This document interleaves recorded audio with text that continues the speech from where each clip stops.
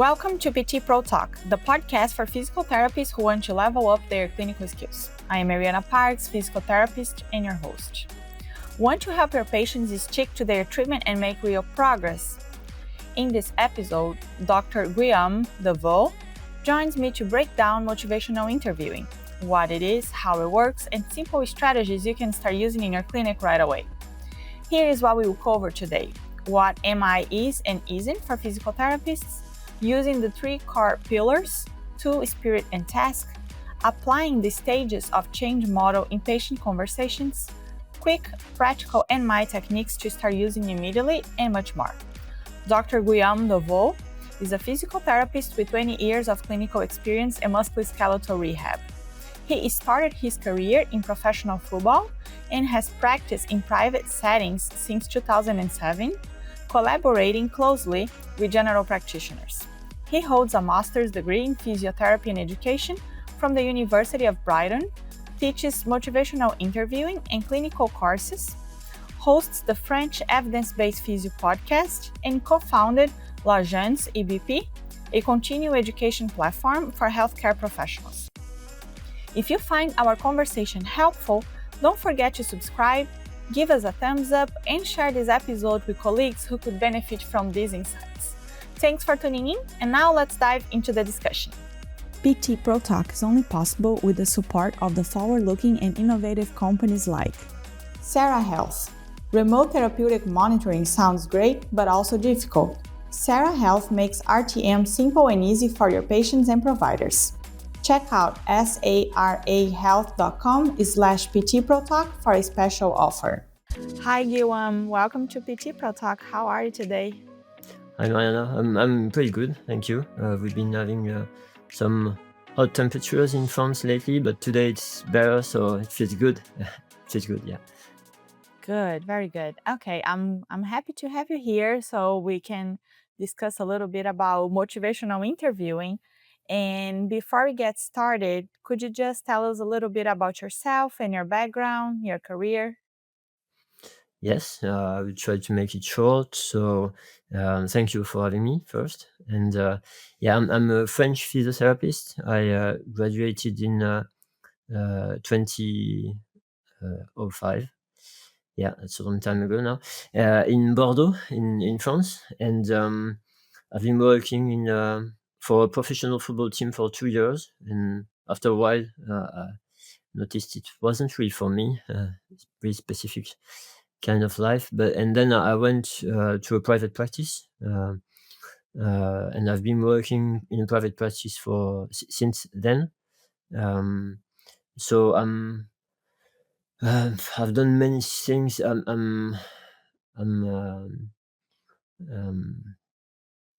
I've done master's degrees with Brighton University about physiotherapy and education, for example. I'm managing a company, a French company, a CPD company, yeah, and I'm in charge of all the learning pedagogy aspects. So it's something which is one of my big interests, and I'm very interested in communication. The thing maybe which led me to motivational interviewing was that the first course I did after my degree was a McKenzie course, and then I had something to ask to the patient to try to do at home, and I wanted to have some leverage to motivate them to do the exercises. And so I trained in motivational interviewing, and it was interesting because the thing which pushed me to do this training, actually, I realized it was not the right way to do it. I wanted them to do what I wanted, and and find a way to convince them. And then I learned that if you want to try to convince someone, very often it's not very efficient. And so now I'm teaching motivational interviewing, and I'm trying to help people to motivate other people. Yeah. Before we continue our conversation, I wanted to take a quick moment to present you to our sponsor, NeckCare. Traditional neck assessment methods often fall short of providing a full picture, overlooking movement control and sensory motor integration. That's why a physical therapist developed the neck care system to provide reliable assessments of sensory motor integration, proprioception, and range of motion. With objective data and visual results, physical therapists can better understand neck impairments and design targeted treatment plans for optimal outcomes. If you treat neck impairment in your practice, visit neckcare.com to learn more. And now, let's get back to our conversation. Okay, so we already said that's not about convincing. So, from someone new to motivational interviewing, how would you explain what it is? It's not very easy, but I will try my best. Motivational interviewing is a motivation. My English is a communication style. It's designed to offer support to someone who could benefit from a change in behavior, I would say. So, in the example I used previously, if you consider that someone could benefit from doing some exercise at home, or change his sleep habits, or maybe nutrition, or everything, just general physical activity, those are change in his life. He needs to modify his behavior, and this approach is a way to discuss this change, to maybe increase the likelihood that he will change. But yeah, let's say like this for the moment. Yeah. Okay, and could you walk us through how to apply? I know there are three core communication pillars, right, that you practice on motivational interviewing. So, what are them, and then how you apply them? Okay. So, if you, from a research point of view, let's say, if you want to say that you are practicing motivational interviewing, you have to follow those three pillars. And the three pillars, there are no order, but so you have tasks to complete. You have different communication tools, skills, and then you have the spirit of MI. So yeah, motivational interviewing. We call this MI very often, and it's easier for me to pronounce like this, so it will be quicker. Okay, am Yeah, I then? yeah, maybe I will say MI most of the time. So yeah, so we use communication skills, which are used in many different communication, strategies. It's not. Um, um, it doesn't belong to motivational interviewing. It's like it's open questions. It's reflective listening. It's summarizing. It's using silences sometimes. Um, uh, Affirming. So those communication tools. If you want, we can go in more details. And the aim is to complete different tasks. And the first task is the task of engaging. So it's to engage the patient in the therapeutic relationship. So yeah, it's a way of improving the working or the therapeutic alliance between you and the patient. And it's really the basis, because if you do have this, if you have a good relationship, a good alliance, then everything will be easier.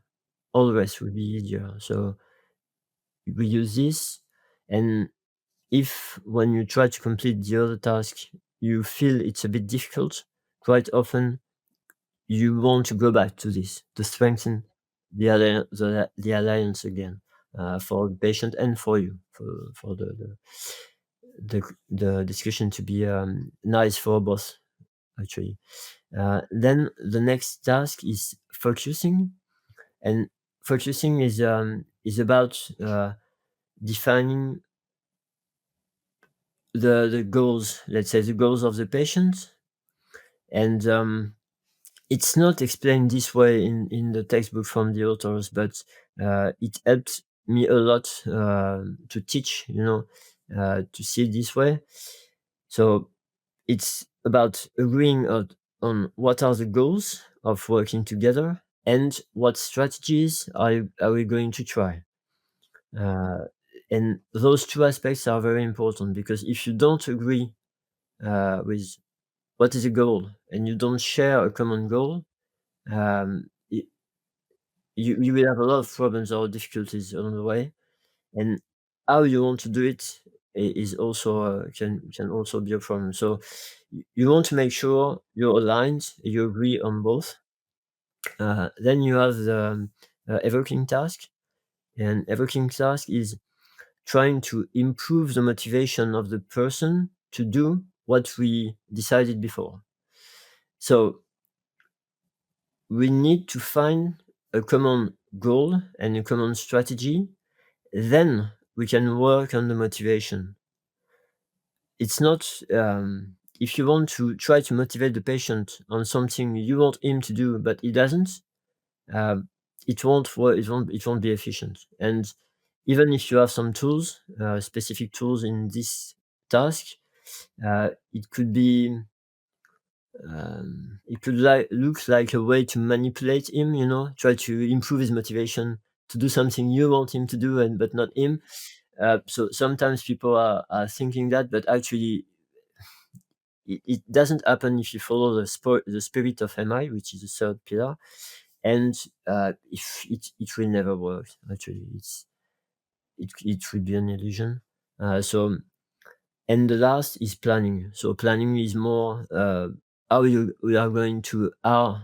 patient is going to apply the strategy. So, for example, if I try to summarize, engaging, the first one could be, can we work together? So this is from the book. I'm not inventing it. Can we work together? Focusing is where are we going? Okay, where are we going and how? Evoking is why will the patient go there? So what are his reasons to do this, to achieve this goal? And planning is how exactly is he going to do it? So what hour really need someone to help, some tools, or more details. Yeah. Just a quick pause to share something exciting. I've been working behind the scenes on a tool to make prescribing home exercises easier and faster for PTs. It's built based on feedback from therapists who have told me they are tired of clunky search tools, limited customization, and complicated sharing. I will be sharing more soon, but if you're curious and want early updates, you can join the interest list using the link in the show notes. All right, let's get back to the conversation. Okay, so I'm just gonna summarize here what you said. So first, you use some communication tools to try to establish a therapeutic alliance to engage with the patient, right? So you work on having a good relationship, communicating well. Then you have to agree on the goal, right? You both have to agree what's the goal.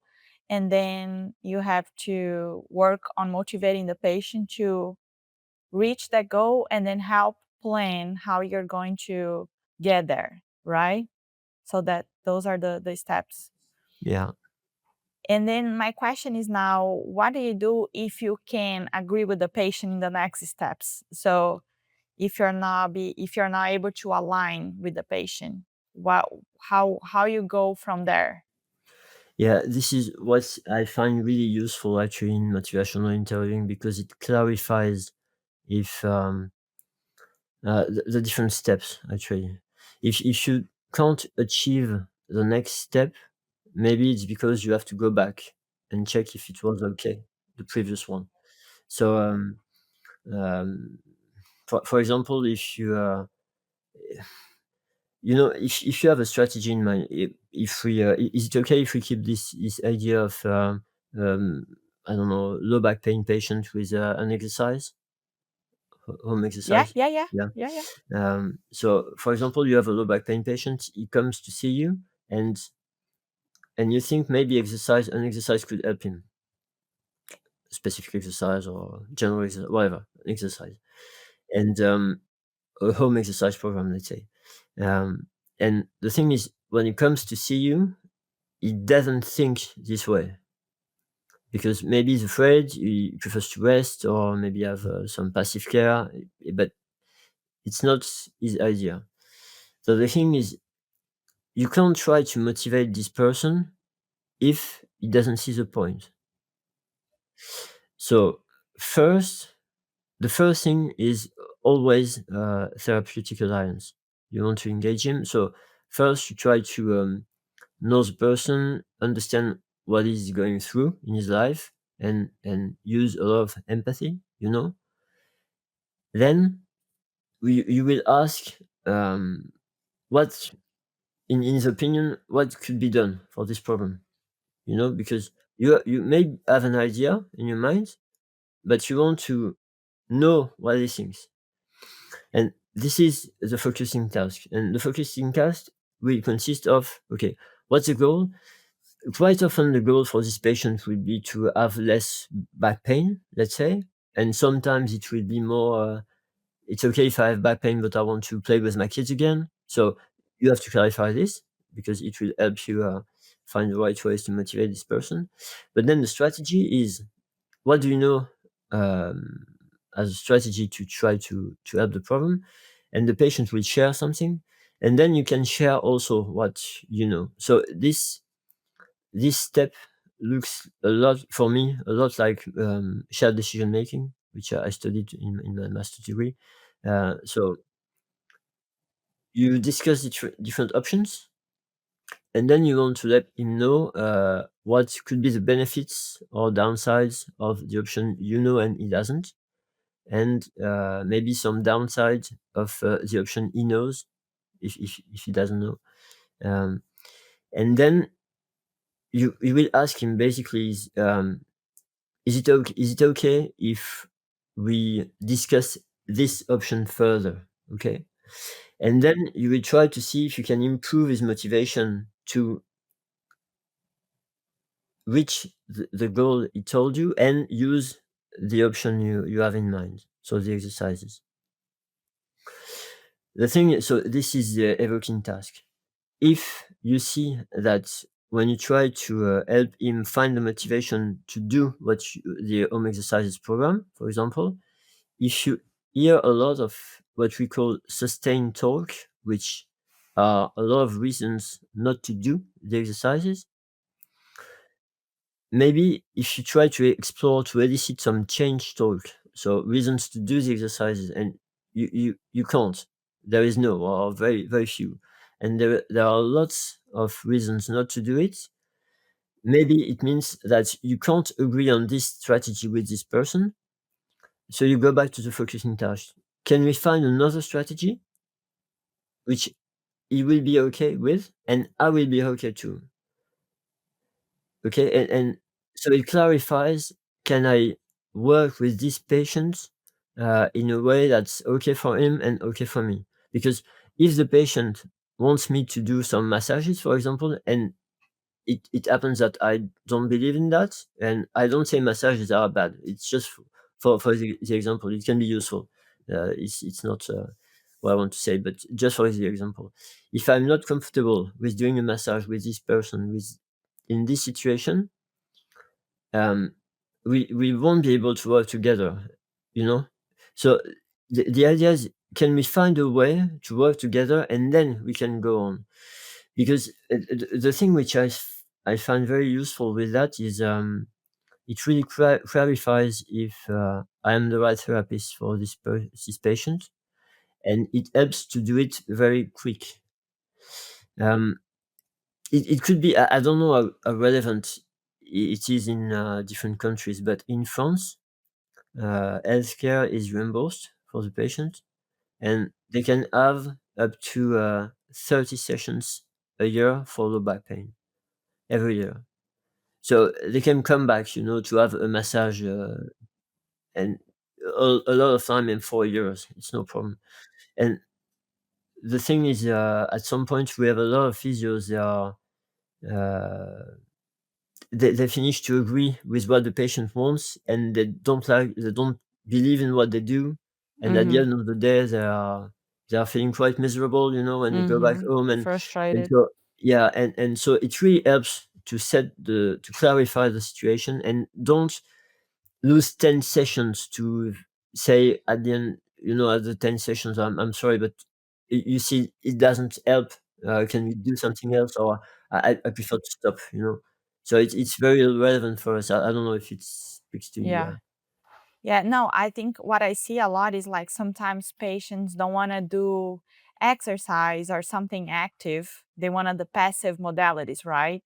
So it's really hard to um, get them to understand they're expecting massage and they don't have to do anything.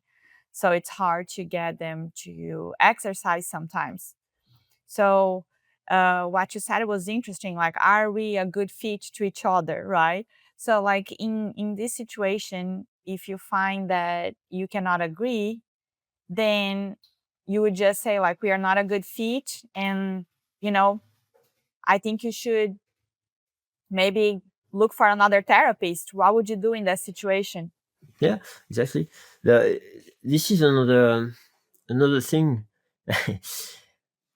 When I teach motivational interviewing, when I ask the physiotherapist why they don't go toward this discussion, and when I dig, to understand why are they afraid to go there, at the end of the discussion, it's I am the physio. I should find the solution, and maybe it's because when I was an undergrad, the teacher gave me a problem, a patient problem. I had to solve it. If I couldn't, I had a bad grade. If I could, I had a good grade. So if I can't solve this patient's problem, I'm a bad physio, But actually, that's not true, because there are a lot of stuff which are involved with the patient. He's got a life, and when I have a patient and I have a suggestion, I will ask him, okay, what do you think would be good for your back? And he will say to me, okay, maybe some massage, stretching, I don't know, passive modalities. What I would say is, okay, do you want me to tell you what's been found to be the most relevant currently, or what I'm using with patients in your situation, which can generate help, and then I will share. Usually, when we do some active modalities, whatever it is, so of course I will be more precise, but we see people that can improve this problem. And if we stay with passive modalities, what we see is they feel a relief for a few days, maybe a few hours, and then it comes back. And with time, it gets worse. So what do you think about that? So this tool is called Ask, Offer, Ask. So you ask the patient what he knows, and if he wants to know more information, you share the information, you offer the information, and then you ask, what do you want to do with that? What do you think of that? And then you can discuss and see if you can agree or not. And if you can't, something which can make easier to live with as a therapist is to try to understand why. But in a non-judgmental way. Of course, you will have some judgments coming to your mind, okay? Because you want to help people, and you feel good as a therapist and as a human when you help the person in front of you, and when you see someone suffering and you can help, you will feel good. And if this patient doesn't want your strategy, it denied you the access to feel good, to get those shots of dopamine. So Yeah. usually the automatic reaction is not very nice, and for the therapeutic alliance from your side, it's bad. And to help this, what could be good is to really try to understand why. So, okay, you have this judgment, maybe he's lazy, blah, blah, blah. Okay, I have this idea, I put it aside and I try to check, and I try to make this judgment not interfere with the patient. So, okay, try to understand why. Why is it so hard for you to try to do some exercises? And the thing is not to try to understand to convince the person at the end. It's to understand to a point that you could say to yourself, okay, if I was in his situation, I would think the same. And and maybe tell him, okay, now I understand. If I was in your situation, I would probably think the same way. And sometimes, because when you do this, so you are in the evoking task, the focusing task, trying to find a strategy, and then you try to understand, be empathetic, so you move back to the engaging task. Mm-hmm. And sometimes you strengthen the therapeutic alliance, and the patient will say, okay, maybe I want to try to do this with you. But it's not the aim. Okay, it can happen, but that's not why you are doing this. Because if you do this on purpose, you want, to convince, it won't Yeah. work. It won't Yeah. work as well. So sometimes he will say, okay, I can try. Sometimes he will say, yeah, I really can't do that now. And then the next step, and it's over after, just one next step, um, would be to say, okay, I understand perfectly. Let me tell you that I wouldn't be comfortable using other strategies. This is a strategy I use. I feel I do master it, and I'm not comfortable with the other ones. Um, I really, I would like, I hope you will find someone who can use the strategy you want and will be able to help you, because what I want is just for you to get better. And if in the future you want to try my strategy, I will be happy to help you. So you can call me back anytime. So this is not MI per se. You won't find this in the book, but this is the practical strategies I Mm-hmm. came up with. Yeah. Yeah, And you leave the door open so they feel comfortable to go back in case they go explore whatever they think it's gonna work and it doesn't work. They can come back to you. of course. And I saw when you were talking, I was just thinking. So it seems like involves a lot of education in that situation. You have to try to show to the patient why you believe that, what is the research, or like what are the facts that make you believe that that's the best option. And then I noticed that you're always asking permission. Is it okay to discuss this further? What do you think about that? So you're always trying to get the patient's consent, right? To continue moving forward or asking for the patient's opinion. So that's something that seems like you do a lot in this process. Yeah, and actually, it's nice that you asked me that, because we can go back to the third pillar we didn't discuss, which is the spirit of MI. And in the spirit of MI, you have four important stuff, let's say, and one of this concept is partnership. Um, so you really want to take decisions together. It's not you, it's not the patient, it's together, and we have to both agree. And usually, it's not always the case, but more often, um, um, we tend to use paternalistic approaches. So we know what needs to be done, the patient needs to follow, and everything. Here, you want to agree on everything, and also you want to rely on the patient's knowledge, because if you ask him what he knows, sometimes we'll get information which will be very useful for your clinical reasoning. And also, you can you open the possibility for you to discover something which could be very relevant, and you've never thought about it. So it's really a door to learn from your patients. Um, so explore his expertise, and also he's the only one to know his life. So what's possible, not possible, and how he reacts in different situations. So it's a way to bring his expertise to the table, mix with yours, and then move on properly. So this is one of the reasons why we were asking the patient what he thinks, if it's okay, if he wants more information. And another reason, which is another concept in the spirit of MI, is acceptance, and which is intertwined with respect. So you respect the person as he is, you accept the person as he is, and you accept that it's not possible for him, and that he sees things this way, and you use empathy. And once again, the more you try to understand, the easier it is for you not to get angry let's say, with the patient or the situation, and have a bad day or a bad morning. So it really helps.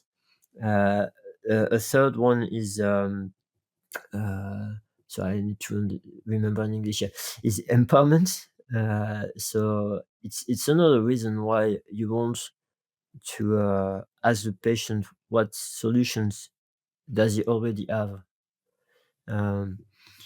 because one kind of recipe I like is, when you have a solution in mind with the patient, first ask him, does he have a solution? And if he doesn't, or if you think it could be not enough and you want to share something else, maybe the next step is try to ask him questions to see if he can find solutions when you make him work. Try to think. And if it's not enough, then you can share a solution. But the thing is, of course, your expertise is important. Of course, you've learned a lot as a physiotherapist, and you have a lot of solutions. You can torture the patient for 3 weeks; you will never find it. So, of course, don't do that. So, at some point, you want to share it, but if he can find something by himself, it will improve his self-efficacy, which is very, very important for to increase the likelihood that he will change his behavior. He will try to do things by himself. His confidence on his ability to do it, if he found the solution himself. And it can be very quick. Is what I did before. Okay, what do you know? Okay, what else? And maybe you can ask a few questions, and what could you do also if you. And then if it's not enough, okay, do you want me to share something with you? And then if you have, in France, we would say, if you have a physiotherapy student, if you're in front of you, you would say, do you want me to share with you the latest research on the topic? But it doesn't work very much with patients, because sometimes patients' science is not that relevant for them.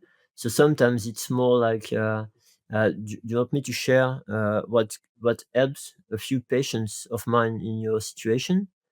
It's not very scientific, but it speaks More a lot practical. more. They Yeah, understand better. Yeah. yeah. A lot of patients, they will trust you more because you've helped the neighbor, or someone he knows, than because of research. So that's normal. And so the last part of the spirit of MI is compassion, which means you give top priority to the patient.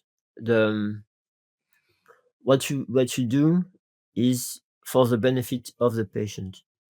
It's a bit like the concept of altruism. Yeah.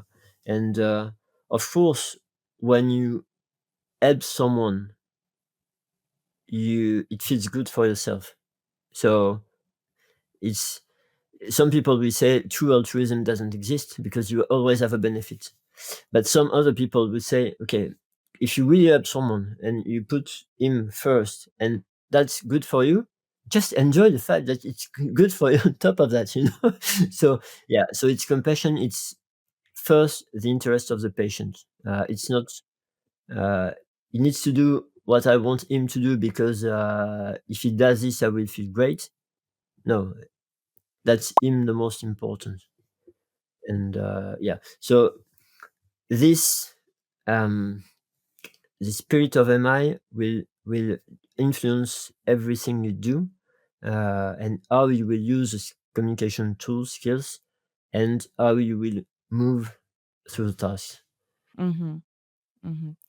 Okay, and I wanted to bring a little bit of a different topic with the stages of change model, because when we learn or hear about MI, a lot of times we hear those terms pre-contemplation, contemplation. Um, so would you explain what are these stages? How do they apply, if they apply to MI, and how do you view that? It's really funny because I've learned and I've trained as a MI teacher in France, and nobody told me about this model. But when I went to do my master's degree in the UK, I had 2 hours on motivational interviewing. It was only about this model, so it was a bit weird for me. And when I tried to bring it back to France to my mentors, uh, there was a lot of resistance. And actually, the authors of motivational interviewing, they are mentioning it in the last book. They say that this model is not motivational interviewing, and they don't understand why there is so many people link, the model, or no, the association is okay, but yeah, it's too much for them. And actually, so pre-contemplation is you have someone, it doesn't understand why it would be relevant to change. So your patients have been trained by general practitioners, doctors, not physios, and they were very surprised that we wanted to use the ask, offer, ask, the tool I mentioned before, so much. And I think I understood why at some point. Motivational interviewing comes from the addiction world, smoking cessations and drugs and stuff like that. And so someone who is in pre-contemplation, he doesn't understand why your suggestion or how it could help him. And if you speak to a smoker, most of the smokers, they know that stopping smoking would be good for them. No. So but if you see the patient with low back pain, quite a bit of them moving on their low back pain, they don't think it's a good idea. So they are in pre-contemplation. And if you don't help them realize that it could be a good option, they will stay in pre-contemplation and they will never consider doing the strategy. Then when you are in contemplation, you understand the benefits of doing the change, but you also have reasons not to do it. So you are ambivalent. You have reasons to do it and reasons not to do it. And actually, some people will say that motivational interviewing is really specific to this part. When you have a patient who is ambivalent. But sometimes the patient is not ambivalent, but you can create this ambivalence because he didn't know that this option could be good for him. Okay. Then after that, when the patient say to you, okay, I need to do this or that in the model, they will say they are in the preparation phase, so we'll be more in the planning task in motivation interviewing. And then in the model, there is action. So the patient has already started to do stuff. Maintenance, he keeps doing it, and relapse is included in the model because sometimes he will stop. So if it's about smoking, of course, he will smoke again. But if it's about doing exercises, maybe we stop his exercise for any reasons. And then you can go back to pre-contemplation or the other stages. Actually, this model usually is a circle, and I think it's not very appropriate, because when you come back from relapse, you go back to pre-contemplation, and sometimes people just go back to contemplation or preparation. Yeah, well, that's a detail. I was going to ask you, so like if someone is on the pre-contemplation stage, right? They don't understand the benefits or why it would make sense, for example, for them to move if they have back pain. So in that stage, you are trying to educate the patient. What would you do in that stage? So it's that it goes back to that part. I don't know if that would be the still engaging on the focusing, probably, to try to educate them so you can agree on a strategy. So you would go back to that, try to bring them to the contemplation stage. What would you do to bring them from pre-contemplation to contemplation?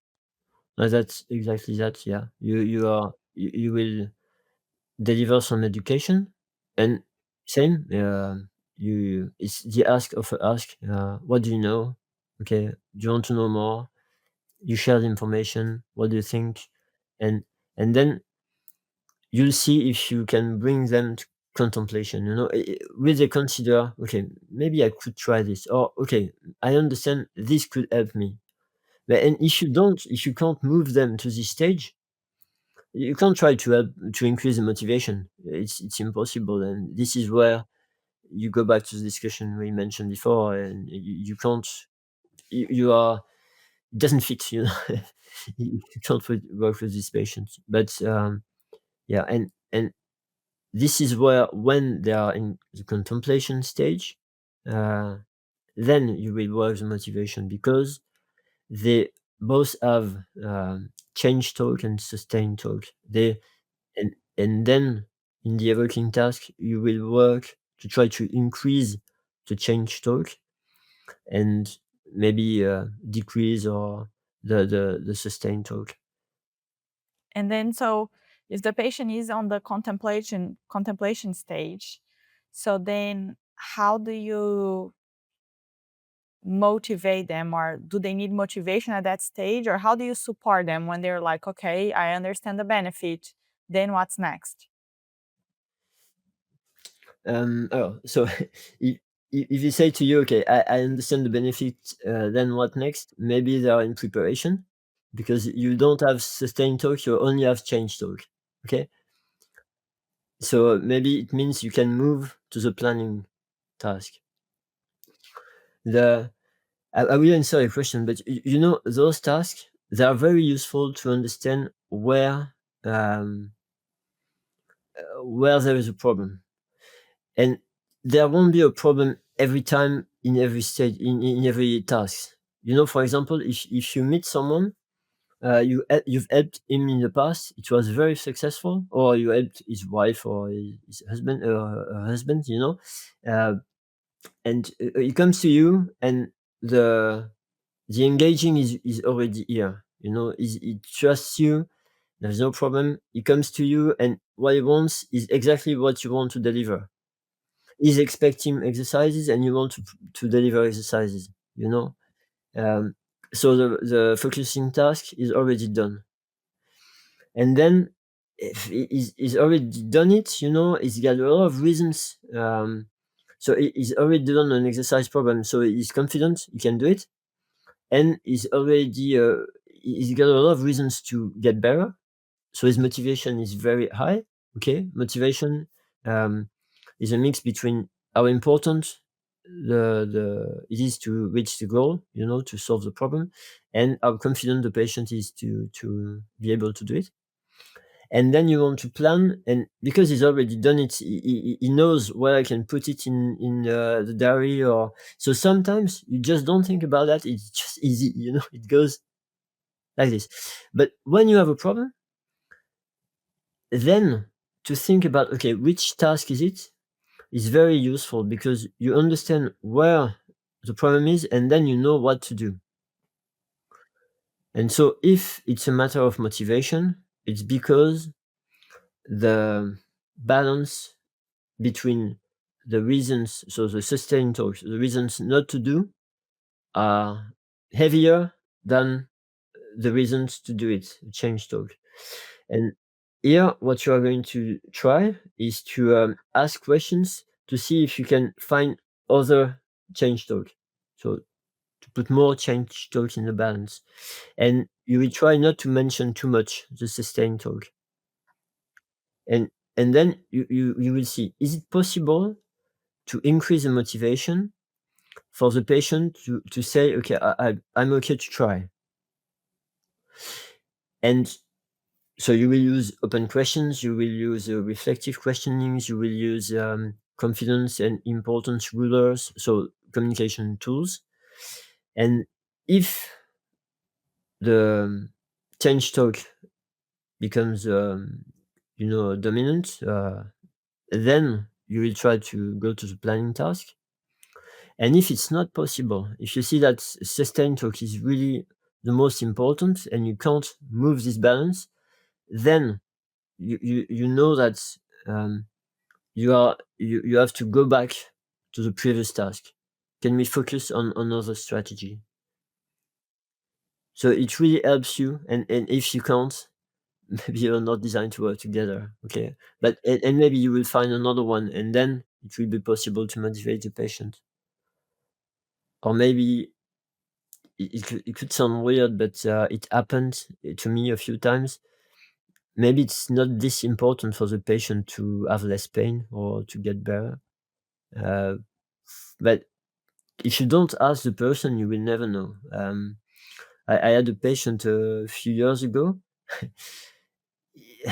when I asked him, but why did you come here? He said, because my GP told me to come, and do you have any worries about your pain? No, not really. And does it prevent you from doing anything? No, I do whatever I want.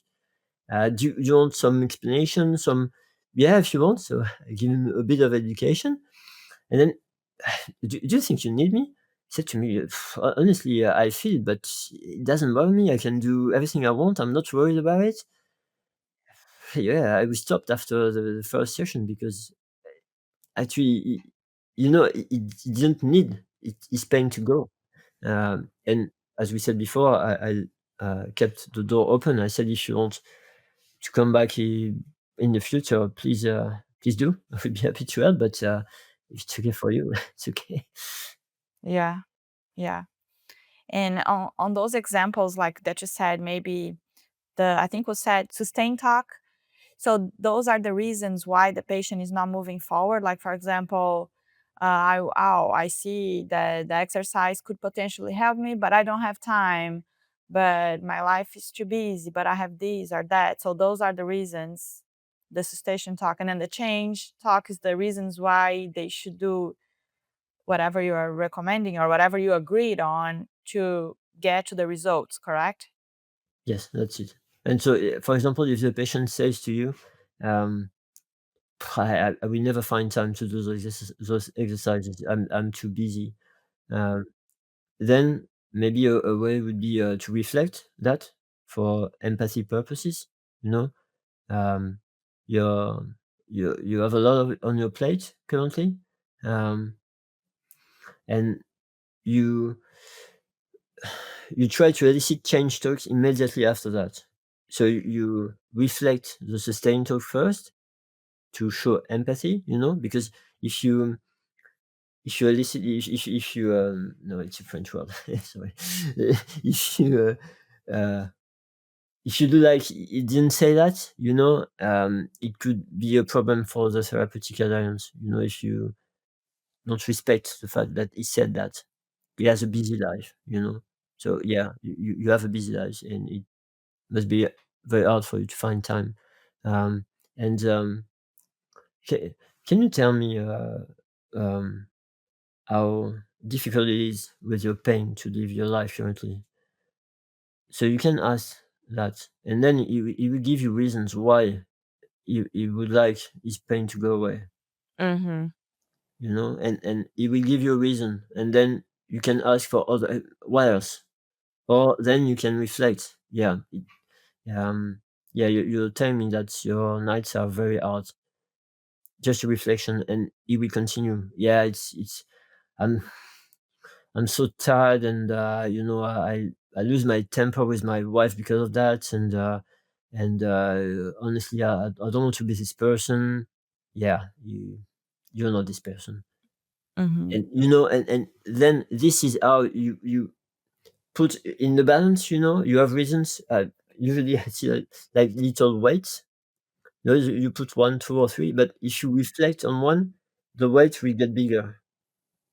So it's either you put more or you make them bigger and you see if it keeps. You're almost making the patient recognize all the reasons that they should do it to remove whatever is being the burden on their day or in their life. So you are making them say it out loud to potentially they start realizing, well, yeah, it would be great if this pain was not, on my day, so I could have a better relationship with my family or could work better. So they start recognizing it, bring it to their attention. And it's not you saying, it's them. Yeah, the trap here is to think we are trying to convince the patient. Yeah. We don't make them say that.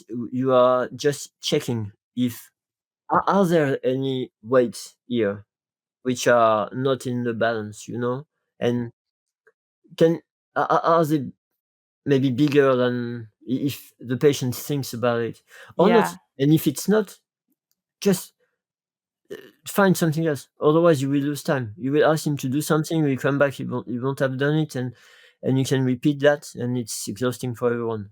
So it's more checking.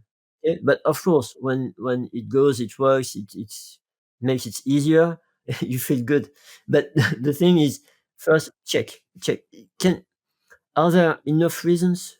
Uh, could could we find enough change talk for him to want to do this or not? And if we can't, yeah, we've not failed. We are not bad therapists. It's his life. It's like this, and we just save time, and it's clear. That's for me. It's very important, and yeah, I don't remember. I've been teaching for about 10 years or so, and I think this is clear now in my head. It's been clear for maybe 2 years. So it took me time, to really think this way. So I really hope I can be clear enough for everyone, because it takes time to let go what they call the writing reflex. When you're convinced that if the person does this, it will get better. So you want to convince him, which it's this. This is benevolence. You want something good for the person, and it pushes you towards the writing reflex and try to convince him. But the thing is, it's very often counterproductive. uh, yeah, this change talk and sustain talk. Yeah. Yeah. It's normal if you are facing any change.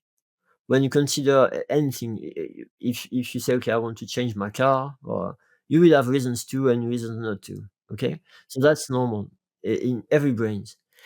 The thing is, if you take the role of the change talk, so as a therapist, the discussion in his head will continue, but you will be the change talk and it will be the sustain talk.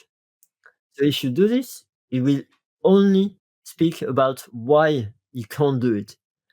And the more you reply with change talk, the more he replies with sustain talk. And he's convincing himself that he shouldn't do it or he can't do it. You see?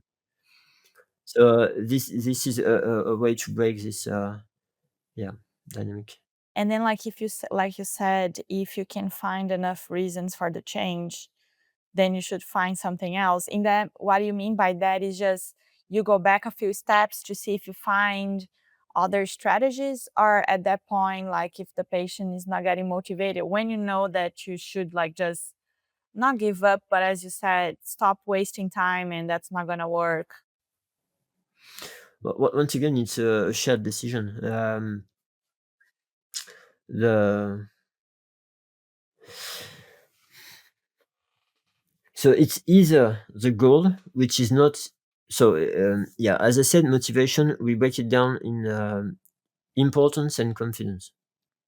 Okay, so in the evoking task is this: you try to see if you can increase the importance and or confidence, because if it's important enough and the patient is confident, is able to do it, he will be motivated, and he will plan.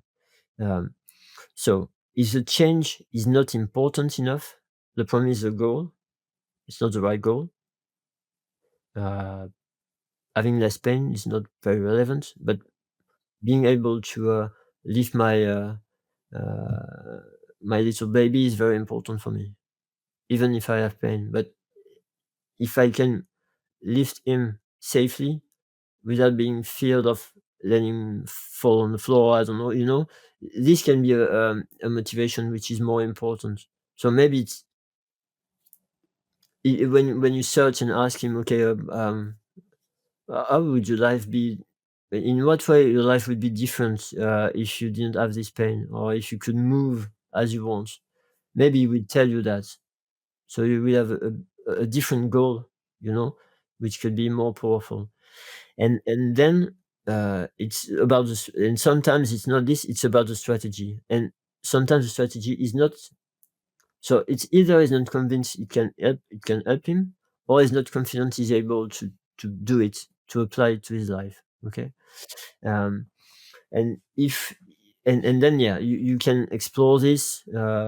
Ask him, okay, uh, uh, what what could help him to feel more confident. Just this. Sometimes it would be only, yeah, maybe I want to do it with you and you correct me, or maybe if I could have a video of me doing it with you, give me the instructions on the video, it will help me to do it again at home. You can find stuff you didn't think about if you ask the patient. Um, and just to come back to your example with time, because it's maybe the most common example. I don't have time. Maybe if the patient doesn't have time, it's because he dedicates his time to things he consider more important. So if you make the important, if you help him realize that it is very, very important, maybe he will say by himself, okay, this is too important. Maybe this other thing is less important. So the time for this should go there for now, or for a few days or weeks. Change the priorities. Yeah, but that's his call. Is the only one to judge if it's more important or less important. And this is where again it can be hard, because we always think with our own filters, and that's him, that's his world. I read something in an article not so long ago. It was don't remember that you are a guest in the person's life. Just a guest, you're not the first actor of the movie, Yeah. Yeah. And yeah. Yeah. Yeah. Makes sense. And Guian, how long it would take for a physical therapist, let's say, that wanted to get trained on motivational interviewing or go deeper on that? So, how long do you think it would take to be effective, train effectively in the method?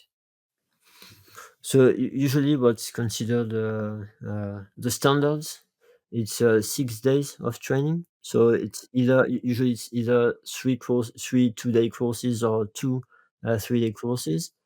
And then really to become efficient, to have a real impact on the practice, measurable, and to maintain it through time, you need supervision. It's a real change in practice, because we have reflexes, the writing reflex. So it's possible to learn, no problem. It's been proven. But yeah, if when you see studies where the person in the study who applied motivational interviewing, they were trained for 3 hours, It's just you get question the results of the study, and also the other problem we have with studies is for me, if you've applied it properly and at the end of the session you just understand that you are not designed to work together, it's not a failure. But in the study, there was no change. So it's not measured as a success, in the study, because in the study they measure the change, did it occur or not? And even with that, there are lots of studies, not much in physiotherapy per se, but lots of studies in many different fields, which shows that it increases the likelihood for change. Yeah.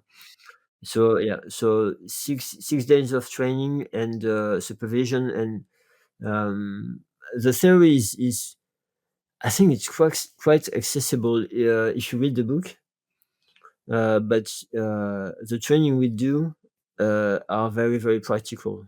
We train, really, we practice. Yeah. And what is the book that you just mentioned? The last one I have it here. It would be easy. Motivational Interviewing, Helping People Change and Grow. So the author, they are William Miller and Stephen Warnick. So they created motivational interviewing. Yeah. So it's a fourth edition. It's always been motivational interviewing, helping people change, and with this edition they add and grow because they realized it was a good tool also for personal development to guide someone in personal development. Yeah. Very good. Any other resources that you recommend if like PTs that are listening to us want to learn more about the topic? Any other resources you recommend? I think obviously in English there is a website. If you, I don't remember, you have motivational interviewing. I think it's in one word.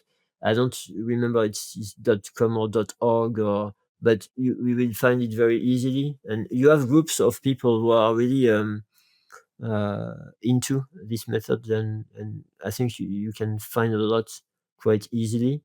And yeah, and then if you watch videos, sometimes it's on my point of view, the relevance is very variable. It's sometimes it's really good and sometimes it's not.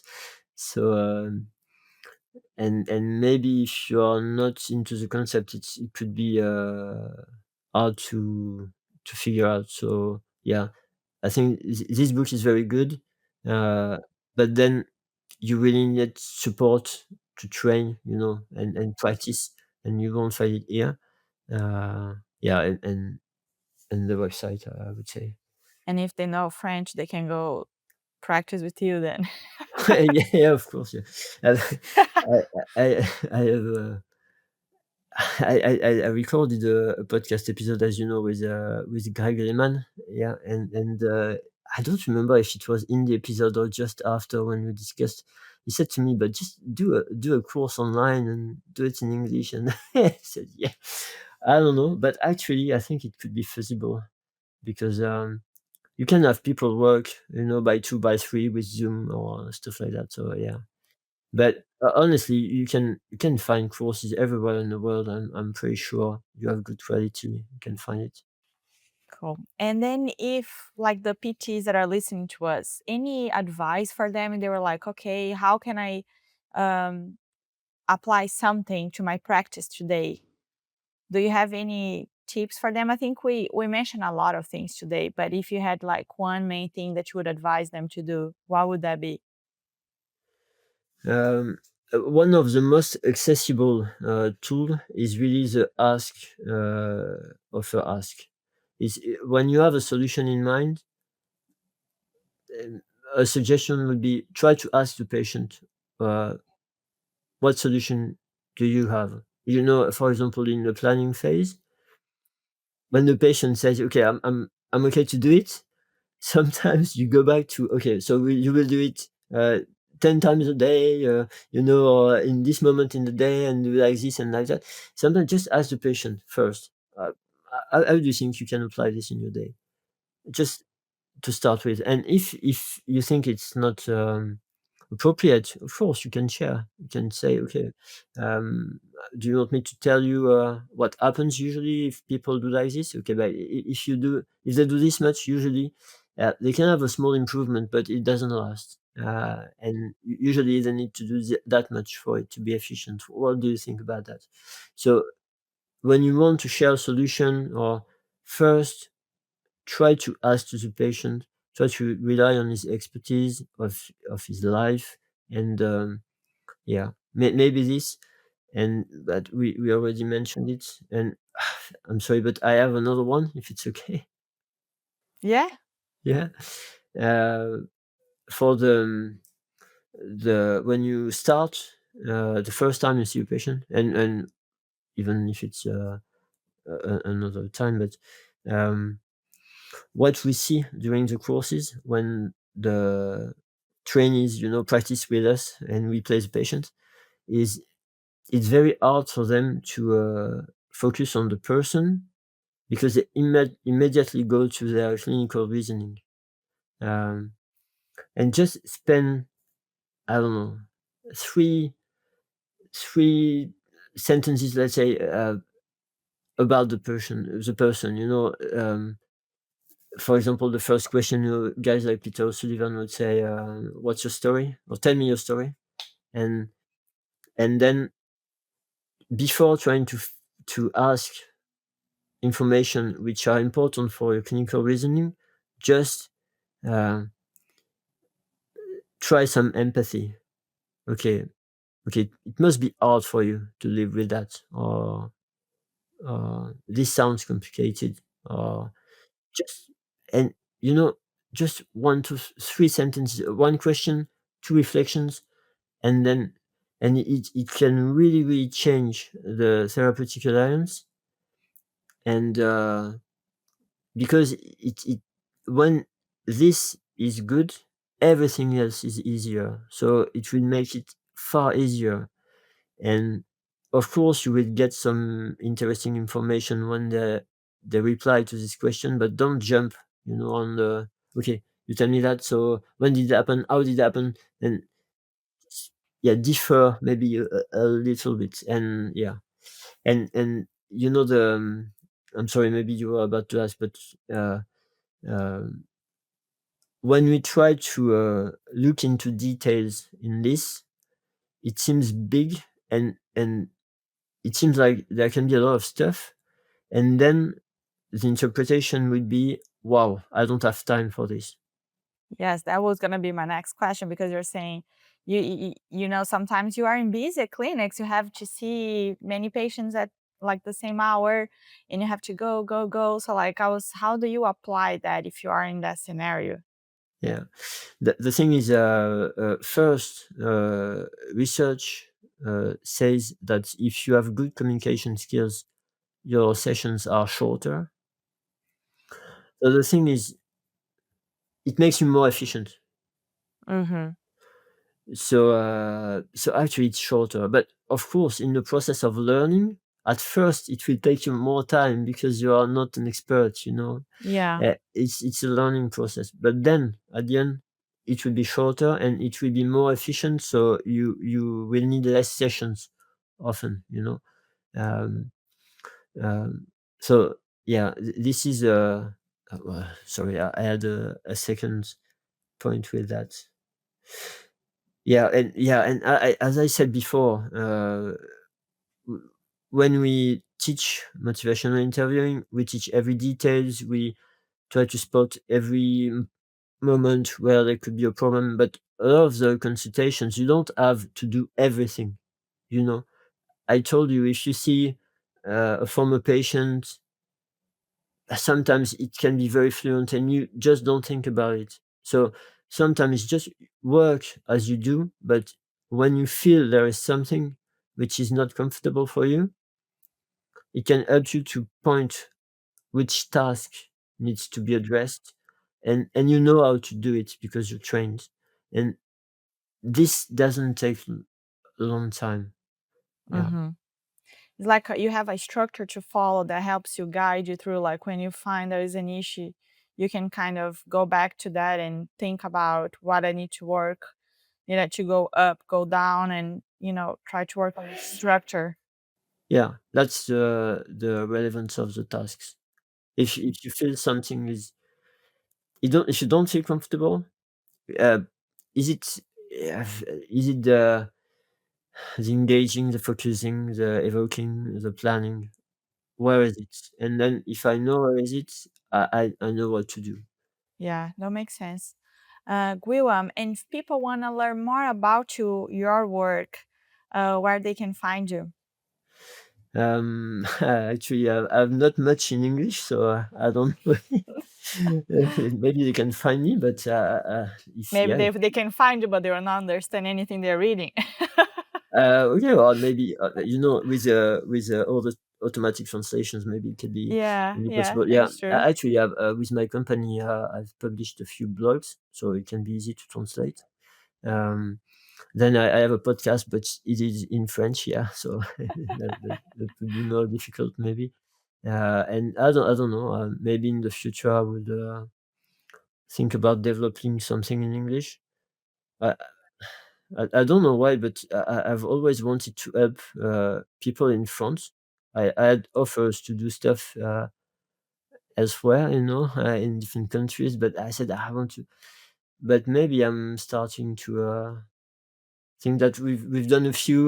We have a team of trainers here, and yeah, I don't know. Maybe I will consider. So maybe there will be something in the future.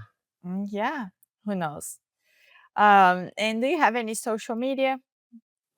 Yeah, of course. I'm on X and Instagram, but I've been very active for a while, and yeah, and then not publishing a lot. So this also maybe I will come back, and why not something in English from time to time? Yeah, Yeah, we'll yeah. see. So yeah, people can find me, but currently there won't be. Okay. Well, I mean, if I just wanted to thank you so much. I appreciate you taking the time to come here and discuss this with me, make a little effort to discuss in English. So I appreciate your time and you coming here and share your knowledge with us. Thank you again for your invitation, and yeah, I hope my English was understandable enough for the listeners, and yeah, and thank you for them for listening to the end. Yeah, thank you so much. It was really nice. That's all for today's episode of PT Pro Talk. We hope you enjoyed this discussion. Be sure to follow us wherever you listen to podcasts so you'll be notified when we release future episodes. You can also join our email list at ptprotalk.com to receive updates and access new episodes. If you have ever gotten value from the show, please take a moment to leave us a 5-star review. It always makes my day and it really helps us out. If you have any guests or topics you'd like to see on the show, let us know by answering a quick survey. You can find the link in the show notes, along with more information about our guests, resources, website, and social media. Thanks again for listening, and until next time.